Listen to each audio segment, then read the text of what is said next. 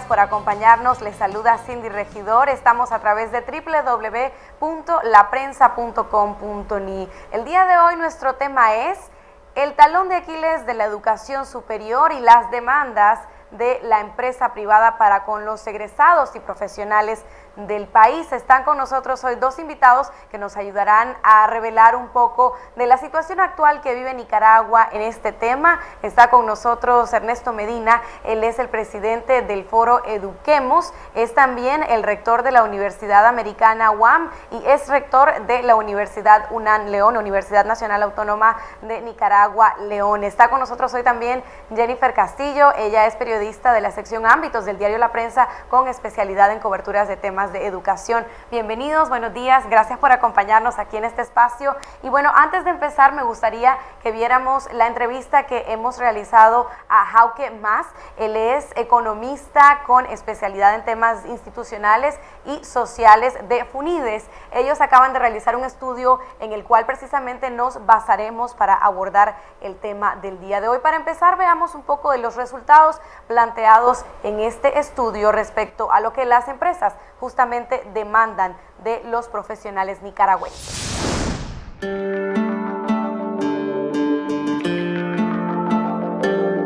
Preguntamos por tres tipos de competencias. Preguntamos por competencias cognitivas, también conocidas como las competencias del conocimiento, donde está, por ejemplo, la redacción, la comprensión lectora, el dominio del inglés, pensamiento lógico, sentido común, aparte de esto, competencias técnicas que también están bien claras, todo el mundo las maneja, si sabes manejar un software, si sabes manejar maquinaria, si te puedes adaptar a tecnologías nuevas.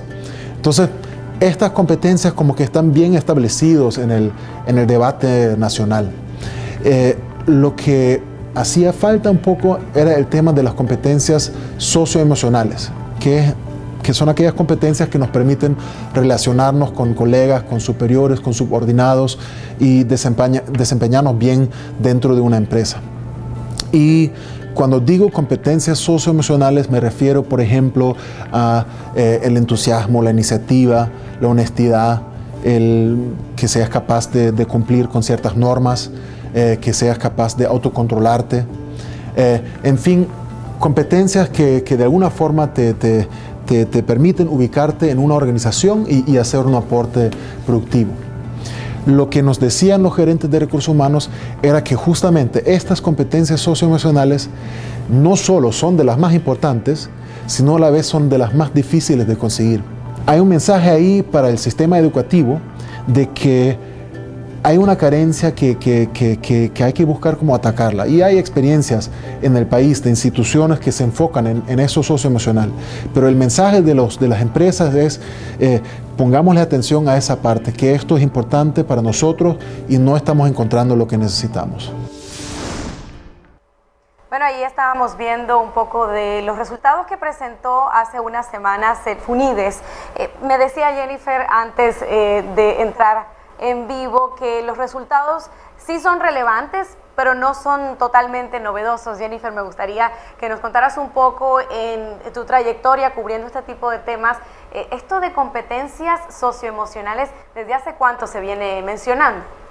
Es una situación que viene planteando la empresa privada desde hace 2 años más o menos, cuando empezaron a notar que los profesionales que estaban llegando a las empresas no venían con estas competencias, la academia misma no les está garantizando a ellos esas competencias que está demandando la empresa privada, que bueno, puede ser, como decía Jauke, la honestidad, un poco liderazgo también. El muchacho no puede resolver problemas muchas veces, no puede tomar decisiones oportunas, y es que la escuela no los está poniendo a ellos a resolver estas situaciones, a ver cómo ellos podrían enfrentar este tipo de situaciones una vez que salgan de la universidad o salgan de la escuela, sino que es una forma muy mecánica en la que se está enseñando, ¿no? Todavía en la escuela se está evaluando muy mecánicamente y el muchacho pues está dejando de un lado esos aspectos que son relevantes para su profesión y que le van a ayudar a resolver esas situaciones que se va a enfrentar próximamente en el mercado laboral.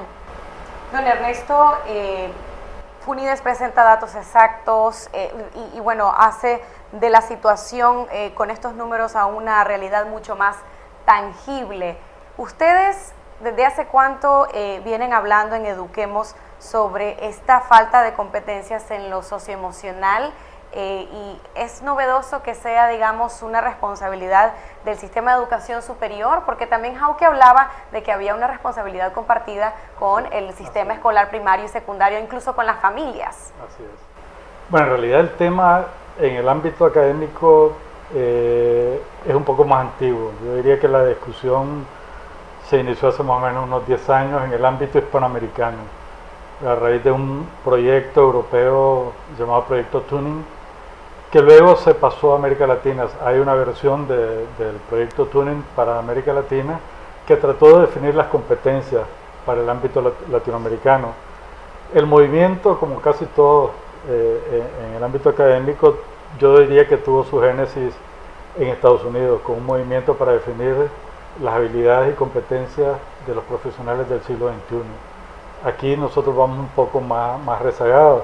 Creo que el gran mérito de este estudio de FUNIDES es de que pone sobre el tapete y desde la perspectiva de las empresas un tema que hasta ahora había sido más bien preocupación de los académicos y que no todos lo hemos tomado muy en serio, ¿verdad? Aquí el Ministerio de Educación, su última gran reforma curricular la hizo hablando de competencias, y las universidades más o menos simultáneamente también comenzamos a hablar de una reforma curricular para orientar el currículum no tanto a objetivos que había sido lo tradicional, o sea, definiendo grandes objetivos que por lo general se definían en la universidad, hacia competencias en las que se suponía que se introducían las necesidades y las demandas del sector productivo, del Estado, aunque en la práctica yo creo que no existió ese diálogo. Yo creo que por eso este insumo que nos da ahora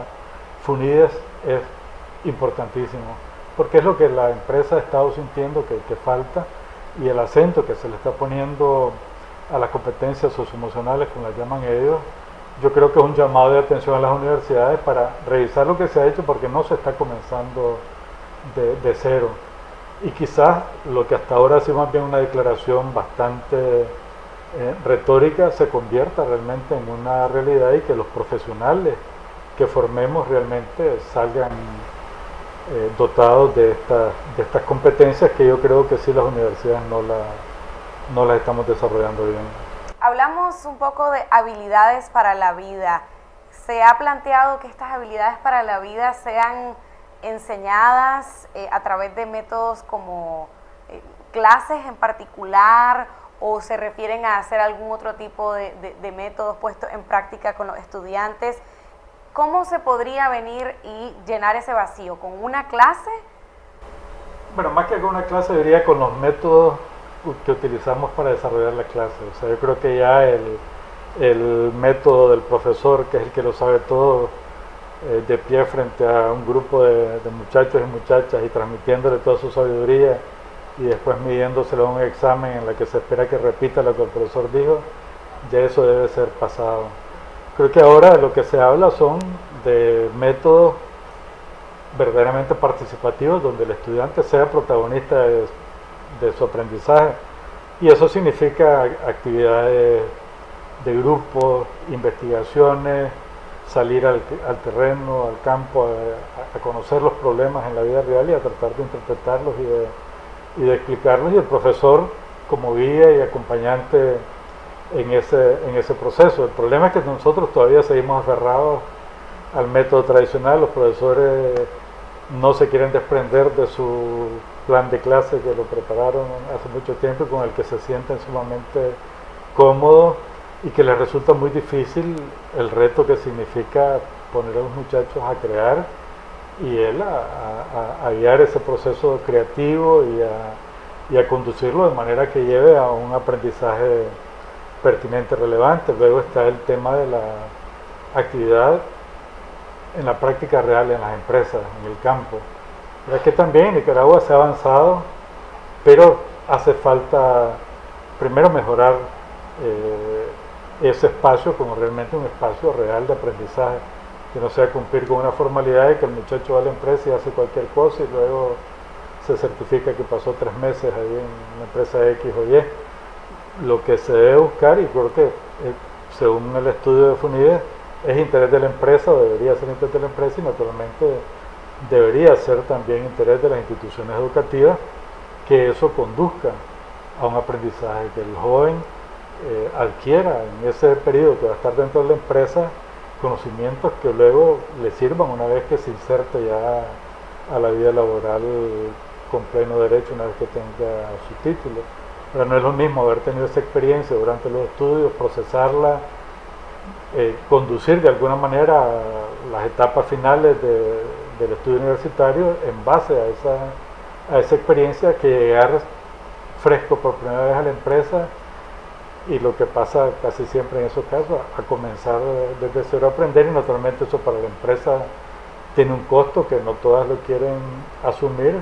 Para los jóvenes muchas veces es una frustración, y muchas veces hemos oído: en la universidad no me enseñaron nada de esto, aquí estoy aprendiendo realmente de qué se trata mi profesión. Entonces yo creo que debe estar en el interés de todos, de las empresas y de las instituciones educativas, en función de los intereses del país, el que superemos ese tipo de relación. Jennifer, ¿ha habido como algún tipo de justificación de parte de las autoridades en cuanto a por qué todavía no se está incorporando este tipo de enseñanza?